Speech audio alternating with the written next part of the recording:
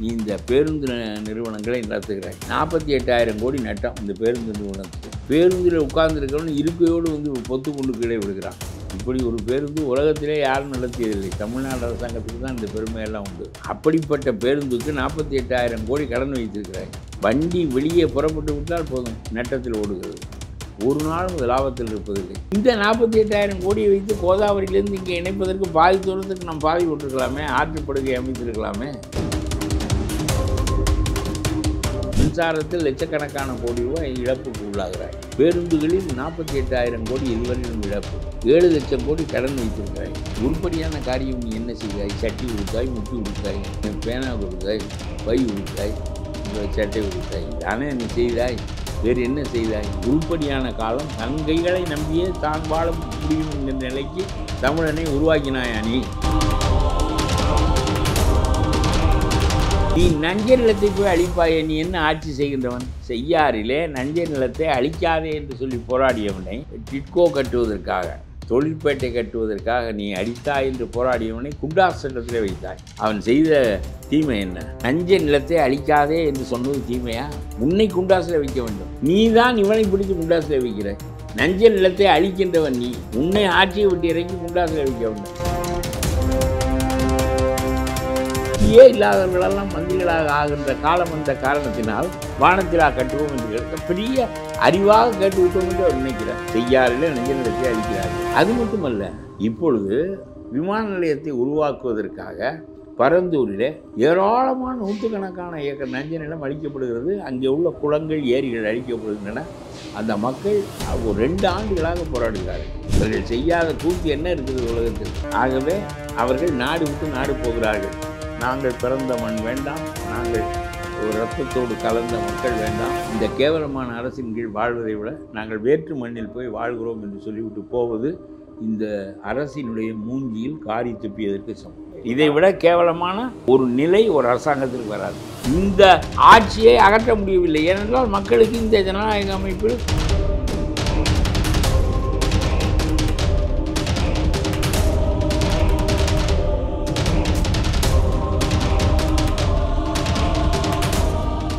Real one voice நேயர்களுக்கு வணக்கம். இன்றைய நேர்காணலுக்காக நம்முடன் இணைகிறார் தமிழ்நாடு தன்னுரிமை கழகத்தின் தலைவர் திரு பழ கருப்பையா அவர்கள். வணக்கம் சார். சார், இப்போ பார்த்தீங்கன்னா மேகதாது அணை விவகாரத்தில் தமிழ்நாடு தான் அரசியல் செய்கிறது அப்படின்னு சொல்லிட்டு கர்நாடக துணை முதல்வர் திரு DK சிவகுமார் அவர்கள் சொல்லியிருக்காரு. எப்படி பார்க்குறீங்க சார்?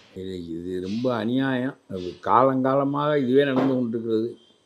1970க்கு பிறகு இன்றைக்கு வரையில் 50 ஆண்டு காலமாக இந்த காவிரிக்காக அவ்வளவு போராட்டம். அதற்கு காரணம் நான் சொல்லுகிறேன், மேகதாதுவை கட்டுவது என்பது எந்த நியாயத்திலும் சேர்ந்ததில்லை. ஆனால் அவர்கள் என்ன நினைக்கிறார்கள்? எல்லா நீரையும் நாமே தேக்கி வைத்து கொண்டு மேட்டு நிலம் நாம் விட்டால்தான் அவர்களுக்கு உண்டு. எத்தனை உச்சநீதிமன்ற உத்தரவுகளையும் அவர்கள் மதிப்பதில்லை. நான் இன்றைக்கு தினமணியில் இதற்காக ஒரு கட்டுரை எழுதியிருக்கிறேன், குடியானவனிடம் கற்றுக்கொள்ளுங்கள் என்று. உச்சநீதிமன்றத்தின் தீர்ப்புகளை நிறைவேற்றுவதற்கு ஒரு ஆணையத்தை உண்டாக்கியிருக்கிறார்கள். அந்த ஆணையம் ஒரு பல்லு இல்லாத ஆணையம். அந்த ஆணையம் மத்திய அரசால் நியமிக்கப்படுகின்ற ஆணையம். ஆகவே அவர்களுக்கு கட்டுப்பட்ட ஆளுகளைத்தான் அவர்கள் நியமிப்பார்கள். சுயேட்சையான ஆணையம் இல்லை. தேர்தல் ஆணையத்தையே மத்திய அரசு தன் விருப்பத்திற்கேற்ப நியமிக்கின்ற போது நதிநீர் ஆணையமெல்லாம் அப்படித்தான் இருக்கும். ஆனால் நியாயமாக எப்படி இருக்க வேண்டும் என்றால் ஒரு சுயேட்சையான அமைப்பாக இருக்க வேண்டும். உச்சநீதிமன்றம் என்ன தீர்ப்பு சொல்லுகிறதோ அதற்கேற்ப மாதம் தண்ணீரை திறந்து விட வேண்டும். அந்த அதிகாரம் ஆணையத்திடம் இருக்க வேண்டும். அந்த ஆணையம் மோடியினுடைய சொற்படி நடக்கின்ற ஆணையமாக இருக்கக்கூடாது, சுயேட்சையான ஆணையமாக இருக்க வேண்டும். இப்பொழுது திறந்து விடுகின்ற சாவி கர்நாடகத்திடம் இருக்கிறது. ஆகவே உச்ச நீதிமன்றம் சொன்னாலும் கேட்க மாட்டேன் என்கிறான், ஆணையம் சொன்னாலும் கேட்க மாட்டேன் என்கிறான். அவன் தண்ணீரை திறப்பதில்லை. அந்த சாவி அவன் கையில் இருக்கக்கூடாது. நாம் இருவரும் வழக்கக்கூடியவர்கள். இதற்கு பொதுவான ஆளிடம் அந்த சாவி இருக்க வேண்டும். அவன் உச்சநீதிமன்ற தீர்ப்புப்படி இருக்கின்ற தண்ணீரின் இருப்புக்கு ஏற்ப திறந்து விடுகின்ற பொறுப்பை அவன் செய்தால் இந்த விவகாரமே வராது. நமக்கு எவ்வளவு தண்ணீர் வரும் என்பது எப்படி நாம் கேட்டு தெரிந்து கொள்கிறோமோ அதுபோல் அவனும் கேட்டு தெரிந்து கொள்ள வேண்டும். அவன் தேவைக்கு இப்பொழுது நிறைவேற்றி கொள்ளுகிறான். பிறகு நமக்கு வேண்டுமென்றால் விடுகிறான், இல்லாவிட்டால் இல்லை. ஆகவே சொல்கிறேன், இந்த சிக்கல் தீர வேண்டுமென்றால் கர்நாடகத்தின் கையிலே இருக்கின்ற திறப்பு சாவியை, காவிரி நீரை திறக்கின்ற சாவியை ஆணையம் எடுத்துக்கொள்ள வேண்டும். ஆணையம் சுயேட்சையான அமைப்பாக உருவாக்கப்பட வேண்டும். இல்லாவிட்டால் மோடி சொல்வதற்கேற்ப அவர் செயல்படுவார். மோடியினுடைய விருப்பு வெறுப்புக்கேற்ப அல்லது அவர்களுடைய கட்சி ஆட்சியில் இருக்கிறதா இல்லையா, எந்த ஆணையை நிறைவேற்றினால் நம்ம கட்சிக்கு சாதகம் என்றெல்லாம் பார்த்து செய்வார்கள். சுயேட்சையான அமைப்பாக அது இருக்க வேண்டும் ஆணையம். அதன் கையில் இதனுடைய சாவி இருக்க வேண்டும். இந்த பிரச்சனை தீரும். ஒன்று நான் சொல்கிறேன், காலகாலமாக இது தீரவில்லை. கோதாவரியில் இருக்கிற தண்ணீரெல்லாம் வீணாக பாய்கிறது. 50 ஆண்டுகளாக இங்கே ஆண்டவர்களுக்கு தொலைநோக்கு இல்லை. நான் சொல்கிறேன், நேருவே கனரக எந்திர தொழிற்சாலையில் கவனம் செலுத்தியதற்கு பதிலாக இந்தியாவில் உள்ள நதிநீர்களை இணைப்பதற்கு செயல்பட்டிருக்க வேண்டும்.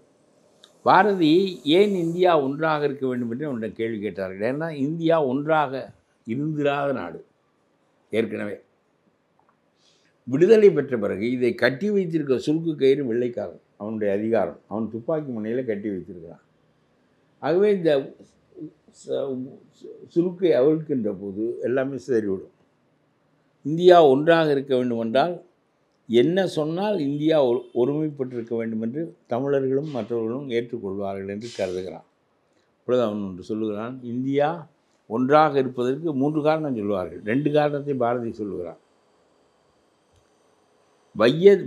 மையத்தில் ஓடி வரும் நீரின் வங்கத்தில் ஓடி வரும் நீரின் மிகையால் மையத்து நாடுகளில் பயிர் செய்வோம்.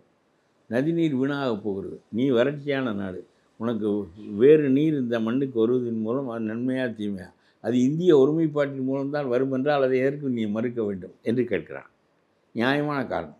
ஒன்றாக இல்லாத நாடு ஒன்றாக இருப்பதன் மூலம் தமிழ்நாடு அடைகின்ற பயன் என்ன என்று கேட்டதற்கு நதிநீரை பங்கிட்டு கொள்ளலாம் என்று சொல்கிறான்.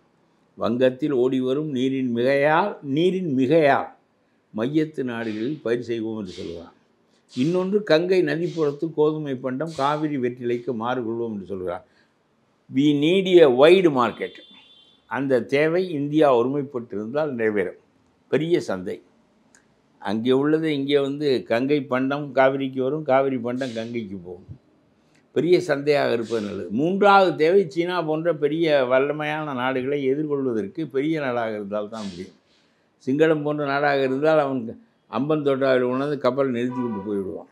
இது 3இல் 2 சொல்லுகிறான் பாரதி. நான் சொல்லுகிறேன், இந்த நதிநீர் இணைக்கப்பட்டால் ஒரு பெரிய நாடாக இருந்து கனரக எந்திர தொழிற்சாலையில் நுழைந்திருக்கக்கூடாது. இந்தியா விடுதலை இணைந்தவுடன் நதிநீரை இணைப்பதில் கலந்துருக்கின்றோம். இன்னமும் தமிழ்நாட்டை பொறுத்தவரையிலும் 3இல் 1 பங்கு உணவு பற்றாக்குறையில் தான் நாம் இருக்கிறோம். நமக்கு விளைகின்ற நெல்லின் விளைச்சல் நம்முடைய நாட்டின் முழு தேவைக்கும் போதுமானதில்லை. கர்நாடக பொன்னியும் தெலுங்கு அரிசியும் இங்கே வருகிற காரணத்தினாலே தான் இந்த தேவை ஈடு செய்யப்படுகிறது. ஆகவே அதற்கு காரணம் நமக்கு இன்னமும் போதுமான நீர்வளம் இருந்தால் விளைச்சல் கூடுதலாக இருக்கும். ஆட்சியினரே எத்தனையோ ஏரிகளையும் குளங்களையும் உருவாக்கியிருக்கலாம். அவர்கள் அதெல்லாம் ஒன்றுமே செய்யவில்லை. பழைய காலங்களிலெல்லாம் மழை பெய்தால் ஒவ்வொரு ஏரியாக நிரம்பி அதில் வழிகின்ற நீர் அடுத்த ஏரி, அடுத்த கண்மாய், அடுத்த குளம் என்று போய்கொண்டே இருக்கும். அதையும் மீறி நீர் இருந்தால் தான் கடலுக்கு போகும். இதைத்தான் மன்னர்கள் அந்த காலத்தில் செய்தார்கள். கரிகால் பெருவளத்தான் கல்லணை கட்டினான். வீரநாராயணபுரம் ஏரியை வீரநாராயண சோழன் கட்டினான். அவர்கள் காலத்திற்கு மட்டும் பயன்படவில்லை. அவர்கள் காலத்திற்கு பின்னால் 1000 ஆண்டுகளுக்கு இது பயன்படுகிறது. இன்றைக்கும் நாம் யாருக்கு நன்றி கடப்பட்டிருக்கிறோம் என்று சொன்னால் ஸ்டாலினுக்கு இல்லை, கருணாநிதிக்கு இல்லை, இவர்களுக்கெல்லாம் இல்லை. அந்த வீராணம் ஏரியை கட்டியவனுக்கும் கல்லணையை கட்டியவனுக்கும் தான் நாம் கடமைப்பட்டிருக்கிறோம். அவன் தன்காலத்து மக்களுக்காக மட்டுமில்லை, 1000 ஆண்டுகளுக்கு எதிர்நோக்கி அதை செய்திருக்கிறான். அதுபோல் நம்முடைய நாட்டில் இந்த ஆறுகளின் இணைப்பைத்தான் முதற்பணியாக இந்தியாவிலே செய்திருக்க வேண்டும். எதையோ செய்தார்கள். இன்றைக்கு வரையிலும் இந்த இணைப்புக்கு எந்த முயற்சியும் அவர்கள் எடுத்துக்கொள்ளவில்லை. பணமில்லை என்று சொல்வார்கள். நான் கேட்கிறேன், நீ இந்த பேருந்து நிறுவனங்களை நடத்துகிறாய், 48,000 கோடி நட்டம் இந்த பேருந்து நிறுவனத்துக்கு. பேருந்தில் உட்கார்ந்துருக்கவன் இருக்கையோடு பொத்து கொண்டு கீழே விடுகிறான். இப்படி ஒரு பேருந்து உலகத்திலே யாரும் நடத்தியதில்லை. தமிழ்நாடு அரசாங்கத்துக்கு தான் இந்த பெருமையெல்லாம் உண்டு. அப்படிப்பட்ட பேருந்துக்கு 48,000 கோடி கடன் வைத்திருக்கிறாய். வண்டி வெளியே புறப்பட்டு விட்டால் போதும், நட்டத்தில் ஓடுகிறது. ஒரு நாளும் அது லாபத்தில் இருப்பதில்லை.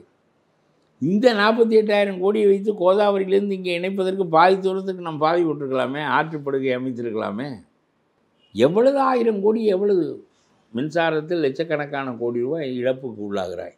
ஆற்று மணலில் இது பேருந்துகளில் 48,000 கோடி இதுவரையிலும் இழப்பு, 7 லட்சம் கோடி கடன் வைத்திருக்கிறாய். உருப்படியான காரியம் நீ என்ன செய்தாய்? சட்டி கொடுத்தாய், முட்டி கொடுத்தாய், என்ன பேனா கொடுத்தாய், பை கொடுத்தாய், சட்டை கொடுத்தாய், இதானே நீ செய்தாய். வேறு என்ன செய்தாய்? உருப்படியான காலம் தன் கைகளை நம்பியே தான் வாழ முடியும் என்கிற நிலைக்கு தமிழனை உருவாக்கினாயா நீ? அப்படியானால் இன்னும் நீர் வேண்டும், புதிய வயல்வெளிகள் உருவாக்கப்பட வேண்டும்.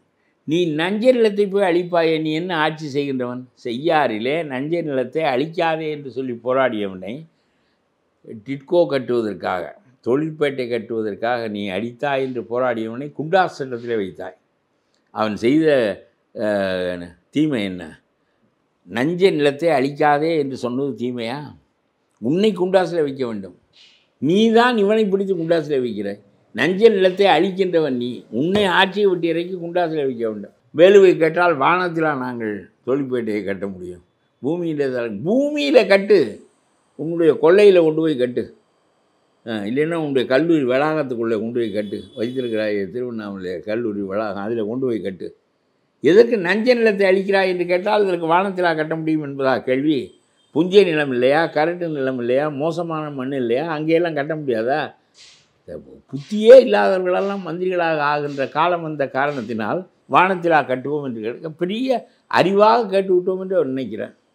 நான் சொல்லுகிறேன், செய்யாறிலே நஞ்சை நிலத்தை அழிக்கிறார்கள். அது மட்டுமல்ல, இப்பொழுது விமான நிலையத்தை உருவாக்குவதற்காக பரந்தூரில் ஏராளமான நூற்றுக்கணக்கான ஏக்கர் நஞ்சை நிலம் அழிக்கப்படுகிறது. அங்கே உள்ள குளங்கள், ஏரிகள் அழிக்கப்படுகின்றன. அந்த மக்கள் ஒரு 2 ஆண்டுகளாக போராடுகிறார்கள், கடுமையாக போராடுகிறார்கள். சென்ற தேர்தலில் அவர்கள் வாக்களிக்கவில்லை. திமுக இருக்கிறான், அதிமுக இருக்கிறான், கம்யூனிஸ்ட் இருக்கிறான், எல்லா கட்சிக்காரனும் ஒன்றாக இருக்கிறான். தாழ்த்தப்பட்டவன் இருக்கிறான், படையாட்சி இருக்கிறான், எல்லா ஜாதியும் ஒன்றாக இருக்கிறான். நம்முடைய கிராமங்கள் அழிந்து விடும் என்று 18 கிராமங்கள் அழிந்து விடும். 18 கிராமங்களில் உள்ள நஞ்சை நிலங்கள் போய்விடும். ஏதாவது அறிவு இருக்கிறதா? நான் கேட்கிறேன், செய்யாறிலே தொழிற்பேட்டை கட்டுவதற்கு பயிர் நிலத்தை அளிக்கிறாய், இங்கே விமான நிலையம் கட்டுவதற்கு பயிர் நிலத்தை அளிக்கிறாய். ஏற்கனவே இங்கே உணவு பற்றாக்குறை உள்ள நாடு இது. என்ன யோசனை உங்களுக்கு இருக்கிறது? ஆளுகிறவனுக்கு எந்த யோசனையாவது வேண்டாமா என்று கேட்கிறேன் நான். இப்பொழுது அந்த பரந்தூரை சேர்ந்த 18 கிராமத்து மக்களும் போராடி பார்த்தார்கள், உண்ணாவிரதம் வந்து பார்த்தார்கள், ஊர்வலம் வந்து பார்த்தார்கள், மனு கொடுத்து பார்த்தார்கள், என்னென்னமோ செய்தார்கள். போராட்டத்தை இன்னும் கடுமையாக்குவோம் என்று தேர்தலில் வாக்களிப்பதில்லை என்று முடிவெடுத்தார்கள். இதற்கும் இந்த அரசு கேட்கவில்லை. இப்பொழுது அந்த நஞ்சை நிலத்தை கையகப்படுத்துமாறு உத்தரவு போட்டிருக்கிறது. இவர்கள் ஒரு முடிவுக்கு வந்து விட்டார்கள். நாங்கள் எங்களுடைய நிலம் போகிறது, எங்களுடைய வீடுகள் அழிக்கப்படுகின்றன. இதற்கு நீ தருகின்ற பணத்தை வைத்து இதே அளவு நஞ்சை நிலமோ இதே அளவு வீடோ நாங்கள் வாங்க முடியாது. நீ தருவதாக சொல்கின்ற பணம் 1க்கு 4 பெருவாரியாக இருந்தால் சென்னையில் கொண்டு வந்து வீடு கட்டி கொண்டிருக்கலாம். நீ கொடுக்கின்ற பணம் எதற்கும் போதுமானதில்லை. நீ ஏதோ ஒரு அளவு வைத்து கொடுக்குறாய். 2வது, நாங்கள் விவசாயத்தை தவிர எதுவும் அறியாதவர்கள். ஆகவே மறுபடியும் நஞ்சை நிலம் வாங்க வேண்டும். நீ கொடுக்கின்ற பணத்துக்கு வாங்க முடியாது. நீ கொடுக்கின்ற பணத்துக்கு என்னால் வீடு கட்டி கொள்ள முடியாது. ஆகவே இந்த மாதிரி ஒரு மோசமான மக்களுடைய உணர்வுகளை மதிக்காத, ஏதோ காரியம் செய்கிறேன் என்று என்றைக்கு நம்முடைய வீட்டை எடுப்பான், என்றைக்கு நம்முடைய நிலத்தை எடுப்பான் என்று அஞ்சி வாழ வேண்டிய நிலையில் இருப்பதை விட இந்த நாட்டை விட வேறு நாட்டுக்கு போய்விடலாம் என்று முடிவெடுத்து விட்டோம் என்று சொல்லி இன்னும் கொஞ்ச நாளில் அவர்களெல்லாம் தமிழ்நாட்டை விட்டு பச்சை தமிழர்களான அவர்கள் இந்த மண்ணில் இந்த ஆட்சியின் கீழ் இருப்பதை விட கொடுமை எதுவும் கிடையாது. கஞ்சி குடிக்கிற நிலம், வாழுகின்ற இடம் எல்லாம் பறிபோகும் வருகிறார். வேறு இடத்தை ஒழுங்குபடுத்திக்கொள். நஞ்சை நிலத்தை எதற்கு அழித்து விமான நிலையத்தை ஓடுதளமாக ஆகிக்கொள்கிறாய்? எங்கேயாவது வறண்ட பூமி இருக்கும், அதை ஆக்கு. ஆகவே நாங்கள் இந்த மண்ணை விட்டு, இந்த நிலத்தை விட்டு, எங்களுடைய சொந்த நாட்டை விட்டு அயல் நாட்டுக்கு போய் வாழ்கிறோம் என்று சொல்லி சித்தூருக்கு பக்கத்திலே தேர்வு செய்திருக்கிறார்கள் இடத்தை. அவர்கள் அரசிடம் பேசிவிட்டு அங்கே போவதாக அவர்கள் எங்கேயாவது உண்டா? உலகத்தில் ஒரு ஆளுங்கட்சி செய்கின்ற அட்டூழியங்கள் தாங்க முடியாமல் தங்களுடைய நிலத்தை, வீட்டை பறிகொடுக்கிறோம் என்கின்ற நிலையில், நீ தருகின்ற பணம் பத்தாது என்கின்ற நிலையில் நாங்கள் எப்படி வாழ்வது என்று தெரியாத காரணத்தினால் இந்த ஆட்சியினுடைய முகத்திலேயே முழிக்க வேண்டாம், இந்த நாட்டிலேயே வாழ வேண்டாம், இந்த நாட்டு மக்களுக்கும் இது போன்ற கருத்தை உருவாக்க முடியவில்லை. அவனைத்தான் தேர்ந்தெடுப்பார்கள். இவர்கள் ஓட்டு போடாமல் இருப்பதன் மூலம் ஆட்சி வராமல் இருக்க போகிறதா என்றால் இல்லை, இவர்கள் இவனைத்தான் தேர்ந்தெடுப்பார்கள். அவன் இதைத்தான் செய்வான். ஆகவே இந்த மண்ணும் வேண்டாம், இந்த ஓட்டு போடுகின்ற எதற்காக நஞ்சை நிலத்தை அழிக்கிறாய் என்று பொதுச் சட்டம் போடுமாறு மக்கள் அவன் மீது ஒரு கருத்து அழுத்தத்தை உருவாக்க முடியவில்லையே. இந்த அரசாங்கத்திடம் நீ எந்த காரணத்திற்காக இருந்தாலும் சரி நஞ்சை நிலத்தை எதற்காகவும் அழிக்கக்கூடாது. தஞ்சாவூர் டெல்டா நிலத்தில் எவ்வளவு ஆயில் கீழே இருந்து கிடைத்தாலும் எங்களுக்கு வேண்டாம் என்று சொல்லி அதை அறிவித்திருப்பது போல பொதுச் சட்டம் போடப்பட வேண்டும். எந்த ஒன்று காரணத்திற்காகவும் நஞ்சை நிலத்தை அழிக்கக்கூடாது. கலெக்டர் நிலத்தை அழிப்போம், வேறு நிலத்தை அழி, அதெல்லாம் இங்கே நடக்காது. அவனுக்கு இதற்கு முன்னாலேயே அவர்கள் அந்த பகுதியில் சொத்து வாங்கி வைத்திருப்பார்கள். அவருடைய யோக்கியதையை சொல்லுகிறேன். நாம் தான் முடிவு செய்ய போகிறோம் விமான நிலையத்தை என்றவுடன் அதற்கு முன்னாலேயே சொத்தெல்லாம் வாங்கி முடித்து பதிவெல்லாம் நடந்த பிறகு தான் எனக்கு தெரியாது. இந்த மாதிரியான ஆள்கள் தான் இவர்கள். இவர்கள் செய்யாத கூத்து என்ன இருக்கிறது உலகத்தில்? ஆகவே அவர்கள் நாடு விட்டு நாடு போகிறார்கள். நாங்கள் பிறந்த மண் வேண்டாம், நாங்கள் ஒரு இரத்தத்தோடு கலந்த மக்கள் வேண்டாம், இந்த கேவலமான அரசின் கீழ் வாழ்வதை விட நாங்கள் வேற்று மண்ணில் போய் வாழ்கிறோம் என்று சொல்லிவிட்டு போவது இந்த அரசினுடைய மூஞ்சியில் காரி துப்பியதற்கு சமம். இதை விட கேவலமான ஒரு நிலை ஒரு அரசாங்கத்திற்கு வராது. இந்த ஆட்சியை அகற்ற முடியவில்லை. ஏனென்றால் மக்களுக்கு இந்த ஜனநாயக அமைப்பில் பெரிய கட்சியாக இருக்கின்றவன் பெரும் பணம் வைத்திருக்கின்றவன் தான் வெற்றி பெற முடியும் என்கின்ற நிலையில் உள்ள ஒரு ஜனநாயக அமைப்பில் இந்த ஆட்சியையும் மாற்ற முடியவில்லை, இவர்களுடைய முடிவுகளையும் மாற்ற முடியவில்லை. இவனுக்கு நோக்கம் கொள்ளையடிப்பது, கொள்ளையடித்து மறுபடியும் தேர்தலில் செலவழிப்பது என்கின்ற நிலையில். ஆகவே நான் சொல்லுகிறேன், தன் ஜாதி மக்கள், தன் சொந்த மண்ணை விட்டு, சொந்த நாட்டை விட்டு வேற்று நாட்டுக்கு போய் வேற்று குடிமக்களாக வாழ்கிறோம் என்று 18 கிராமத்து மக்கள் என்றைக்கு முடிவெடுத்தார்களோ அது ஒவ்வொருவனும் ஒரு முறை இந்த அரசினுடைய மூஞ்சியில் தலைமைச் செயலகத்தில் காரில் துப்பி விட்டு போவதற்கு சமம். கர்நாடக அரசு நீதிமன்ற தீர்ப்பையும் மதிக்கிறது இல்லைன்னு சொன்னீங்க, ஆணையம் சொல்கிறதையும் கட்டுப்படுறது இல்லை அப்படின்னு சொன்னீங்க இல்லையா? சாவி கொடுக்கணும்னா பொதுவானவர்களை கொடுத்தா கர்நாடக அரசு ஏற்குமா, இல்லை இது சாத்தியமா? கர்நாடகா என்ன ஏற்கிறேன்? இந்தியாவில் சட்டம் போட்டு நீங்கள் எது பொதுவானதோ அதெல்லாம் செய்கிறீர்கள் அல்லவா? நான் கேட்கிறேன், எல்லாவற்றுக்கும் நீங்கள் சட்டம் போடுகிறீர்கள். அந்த சட்டத்தில் கர்நாடகமும் தமிழ்நாடும் சுப்ரீம் கோர்ட் தீர்ப்புப்படி பிரித்து கொள்ளட்டும் என்று சொல்லி பொது ஆணையத்தின் கையில் அதிகாரத்தை கொடுத்து நதிகளை தேசியமயமாக்குவதற்கு சமம்தான் இது. ஆறுகளின் போக்கையும் ஆறுகளின் பயன்பாட்டையும் மாநிலங்களின் கையில் விட்டால் இவன் தடுப்பான். எல்லாருக்கும் உரிய பழைய வளமைப்படி நீரை பகிர்ந்து கொள்ள வேண்டும் என்று சொல்லிவிட்டு அதை நிறைவேற்றுவதற்கு ஒரு ஆணையத்தை உருவாக்கி அவன் கையில் சாவியை கொடுக்க வேண்டும். அவன் எந்த மாதம் தமிழ்நாட்டுக்கு எவ்வளவு தண்ணீர் விட வேண்டும், கர்நாடகத்துக்கு எவ்வளவு விட வேண்டும் என்பதை அவன் முடிவு செய்வான். இப்பொழுது இவன் கையில் சாவி இருக்கிற காரணத்தினால் நமக்கு திறக்க மறுக்கிறான். மேகதாது விவகாரத்தில் தமிழக அரசு அவரோட செயல்பாடு எப்படி பார்க்குறீங்க? தமிழ்நாடு அரசு ஒன்று செய்திருக்க வேண்டும். நான் சொல்லுகிறேன், சுப்ரீம் கோர்ட்டுக்கு போனீர்கள், உத்தரவு போடுகிறது, ஆணையத்திற்கு போடுகிறது, ஆணையம் உத்தரவு போடுகிறது, இவன் கேட்க மாட்டேங்கிறான். ஒரு பயனும் இல்லை, கத்திக்கொண்டே இருக்கிறீர்கள். இதை விட எளிதாக ஒரு வழி சொல்லுகிறேன். தமிழ்நாட்டினுடைய நன்மைக்காகத்தான் நீங்கள் கட்சி வைத்திருக்கிறீர்கள், தமிழ்நாட்டினுடைய நன்மைக்காகத்தான் கூட்டணி செய்கிறீர்கள். ஆனால் எந்த கட்சியினுடைய கூட்டணியோடு கூட்டு சேர்ந்தால் அந்த கட்சி தமிழ்நாட்டை பாலைவனமாக்குமோ அந்த கட்சியோடு சேராதே. நான் என்ன சொல்கிறேன் என்றால், பிஜேபி இதே கொள்கை தான், கம்யூனிஸ்ட் இதே கொள்கை தான், காங்கிரஸ் இதே கொள்கை தான். முல்லை பெரியால் 182 அடிக்கு தண்ணீரை தூக்கு என்று சுப்ரீம் கோர்ட் உத்தரவு சொன்னால் 142 அடி உயரத்திற்கு தூக்கியதையே பராமரிப்பதற்கு நம்முடைய இன்ஜினியர்களை அனுமதிக்க மாட்டேங்கிறான். வெறும் 142 அடிக்கே பராமரிப்பதற்கு அனுமதிக்க மாட்டேங்கிறான். அப்பொழுதுதான் அது உடையும் என்று அவன் எதிர்பார்க்கிறான். இவன் ஒரு கம்யூனிஸ்ட், இவன் ஒரு தேசிய மனப்பான்மையுடையவன். எல்லா மக்களும் இந்த நாட்டு மக்கள் தான், எல்லோரும் அவரவர் பங்கை பெற்று வாழட்டும். முல்லை பெரியார் அணை தமிழ்நாட்டுக்கு உரியது, கேரள மண்ணில் இருப்பது. இதை ஏன் நாம் தடுக்க வேண்டும் என்கின்ற அறிவு இல்லாமல் அதை இடிப்போம் என்று சொல்லுகிறான். அது இடிக்கப்பட வேண்டும் என்று சொல்லுகிறான். அந்த ஆணை கலகலத்து போயிருக்கிறது, இடிக்கப்பட வேண்டும் என்கிறான். ஆணையம் கூடி அது வலுவாக இருக்கிறது என்று சொன்னாலும் ஒப்புக்கொள்வதில்லை. இவன் என்ன சர்வதேச மனிதன், இன்டர்நேஷ்னல் பார்ட்டி, இது என்ன இன்டர்நேஷ்னல் ஆட்டிடியூட். ஆகவே இங்கே இருக்கிறவர் என்ன செய்ய வேண்டும்? இங்கே முல்லை பெரியார் அணையை நாங்கள் பயன்படுத்தி கொள்ளக்கூடாது, கம்யூனிஸ்ட் கட்சியினுடைய கருத்து.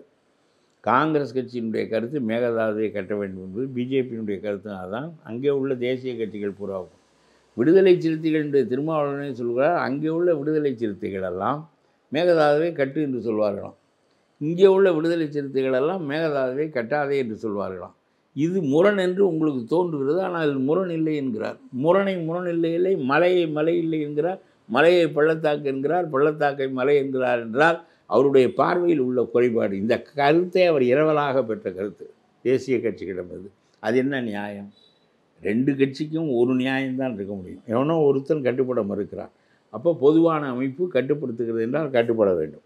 நான் சொல்லுகிறேன், 2 பேர் நியாயமாக இருக்க முடியாது. ஒருவன் நியாயமாக இருப்பான். அந்த ஒரு நியாயத்திற்கு இன்னொருவன் கட்டுப்பட பொதுவில் இருக்கின்றவன் வைக்க வேண்டும்.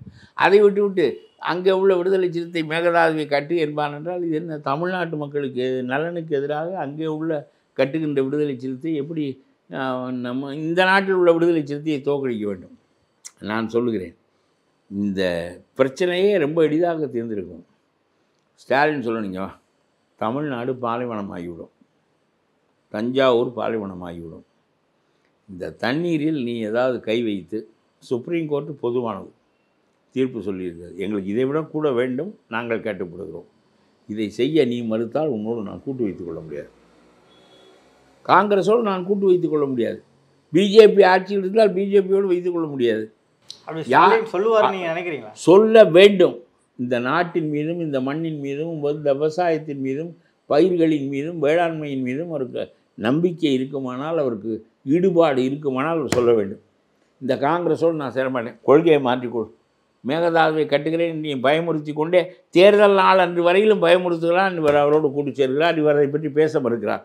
அதே மாதிரி முல்லை பெரியாரை இடிக்க வேண்டும் என்று தேர்தல் நாள் வரையிலும் சொல்லுகிறான் சிபிஎம். இவர் இங்கே உள்ள சிபிஎம்மோடு கூட்டு வைத்துக் கொள்கிறார். நான் கேட்கிறேன், நீங்களெல்லாம் எங்களுக்கு வேண்டாம். தமிழ்நாட்டு மக்களின் நலனுக்கும் மண்ணுக்கும் யாரெல்லாம் பகையாக இருக்கிறார்களோ அவர்களோடு முதலில் கூட்டில்லை. நான் இன்னொன்று கேட்கிறேன், இந்த ராகுல் காந்தி தலைமையில் காங்கிரஸ் ஆட்சியே ஏற்பட்டிருந்தால் நீயும் அந்த சிவகுமாரும் போய் என்ன செய்வீர்கள்? இந்த பிரச்சனையை எப்படி தீர்ப்பீர்கள்? அவர் என்ன தீர்ப்பார் ராகுல்?